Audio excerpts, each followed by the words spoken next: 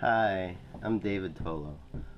Many of you already have seen some of my other videos, so you know who I am. One thing that you may not know about me is that there's been 10 times that I can recall where I could have been dead, and so I just want to talk to you about one of those times. This was a time in my life when I was a young man. I was 22 years old, and I was living in Ventura, California. Um, I was I was really kind of depressed because, well, at this particular moment, I was really depressed. I mean, I wasn't depressed all the time because I have a pretty overall have a pretty happy-go-lucky disposition, even though I had kind of a rough life. But at this particular time, I've been let's see. So I was 20, so I've been drinking pretty heavily for about 4 years of my life. I started drinking when I was 16, and I was working as a janitor in a department store, the Broadway Ventura, and I had a little motorcycle, and I had crashed that motorcycle. Somebody like rammed into me and from around a corner and like messed up my knee and messed up the bike. And then, so I didn't really have transportation, and I had a roommate, but he had a car, and in Ventura, or most of California, you really can't do much without a car. So I didn't have any vehicle, and my roommate was he had all his own friends. He was all right, but he didn't really care about me all that much. He had his own thing going on, and so one day I was just really lonely. I didn't have a girlfriend. I didn't have anybody that I considered like that really cared about me. I didn't. I mean, I had an uncle out there, but some people had spread some lies about me, and so he believed it, and so like he kind of cut me off.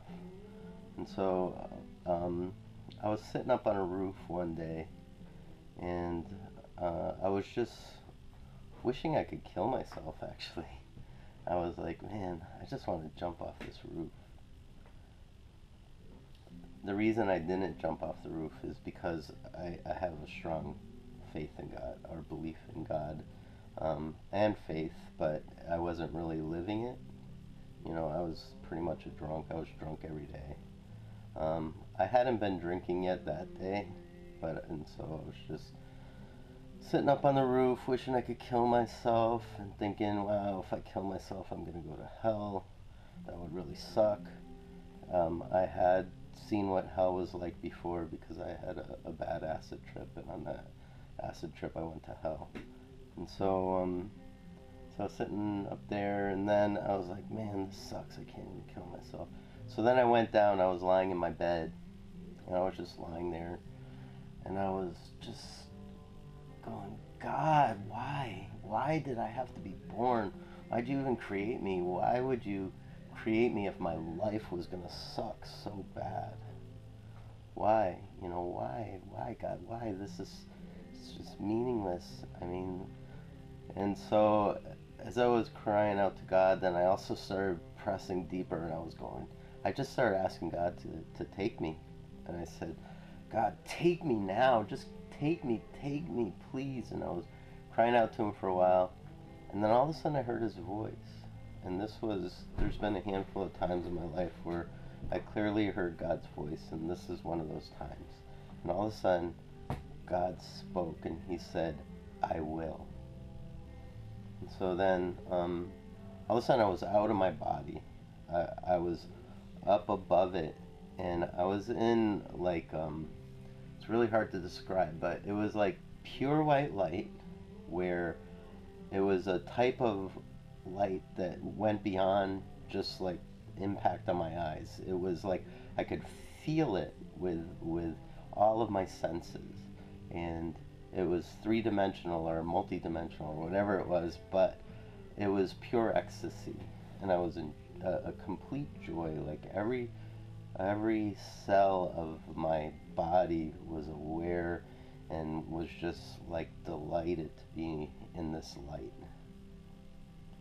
And I looked, and the best way I can describe it was down, and I could see my body lying on the bed. And I was aware of my heart beating, and the description I had at the time was like a hammer and an anvil in a blacksmith's forge, where my heart was just boom. It was like coming out of my chest. Boom, boom, boom.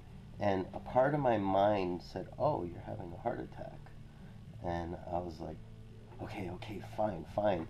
And as I was in this light with all the pain gone and just feeling enraptured, I noticed that there was a point off to the distance where the light was more pure and more intense. And so it's hard to even explain because it was so pure and it was so intense, and all my sorrows were lifted and all my pain was gone, and I was in pure delight. But I could tell it was even better over there.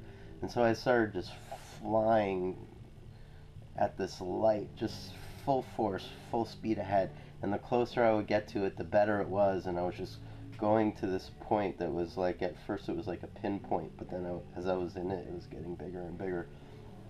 And then before you know it, boom, I was in heaven. And I was before the Father God. And I just had this awareness of him just being really big, and I couldn't see his face. It was all light around his face. But what I felt was just like, all of a sudden I felt like a one-celled organism. I was just so in awe that it's like I melted. But I felt like a little child, like just so simple and so basic. And I remember now that, I mean, this happened, I'm 48, so I was 20, so do the math, it was a while ago. But I felt just love, like this overwhelming wave upon wave of love that was just like breaking me down even further. But the interesting thing was, I didn't feel any condemnation.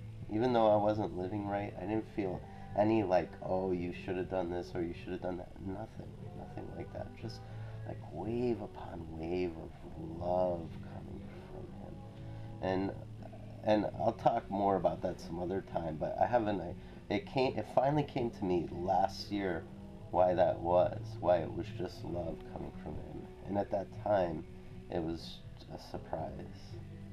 But anyway, the next thing I know, I have my hands like this, and they're full of these jewels, and they're huge. They're like, each one of them is like, it takes a full fist to pick one of them up.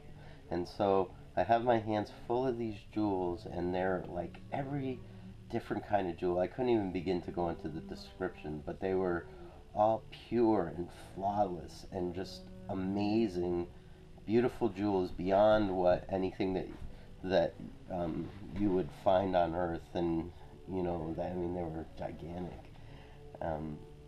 And so I had my hands full of these jewels, and I felt like this pleasure coming from God the Father toward each one of these jewels that I had in my hands. And just this like delight about these things. And I felt like a little kid, a little boy who's bringing his father something that, how like when you were a kid and you brought your dad a bug or a lizard or something, and he was just like, wow.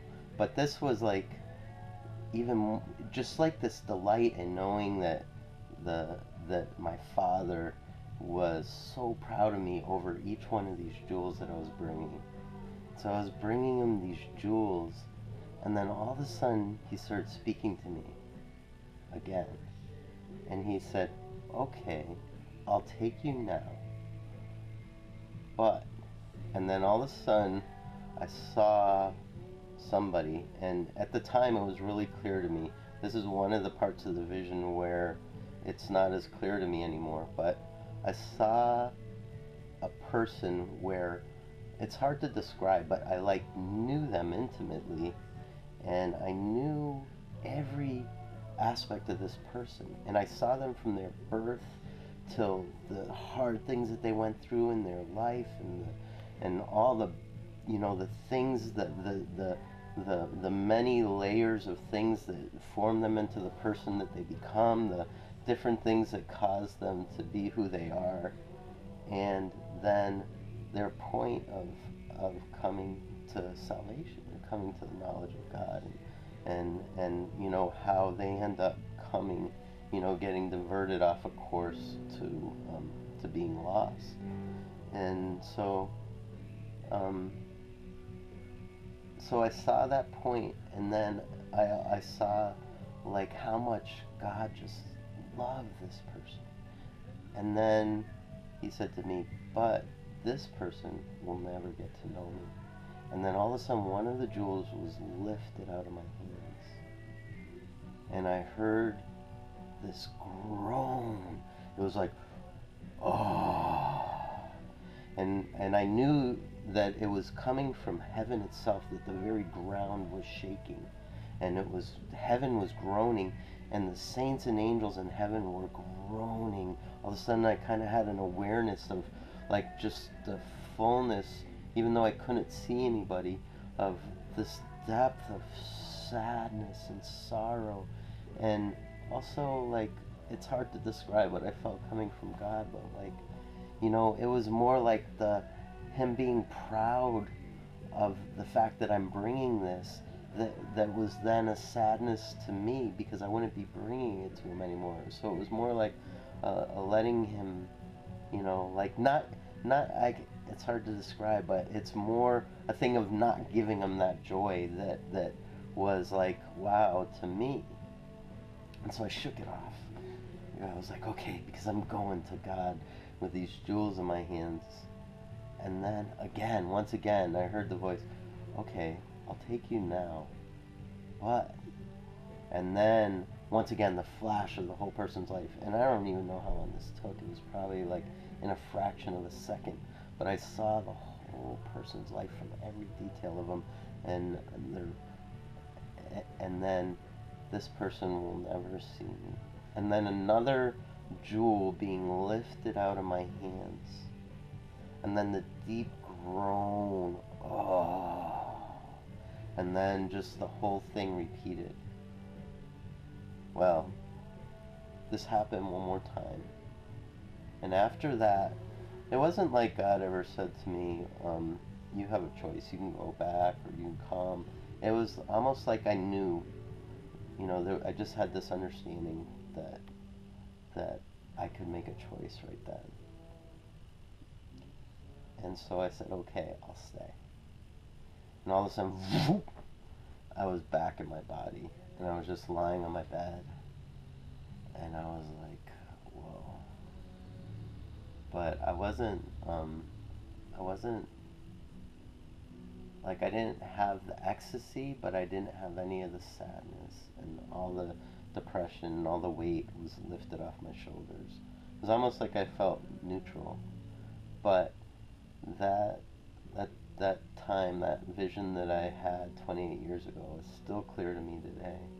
And I didn't end up turning my life over to God until 4 years later. And up to this point, up till now, that was one of the 10 times where I could have been dead. So anyway, enjoyed sharing that with you guys.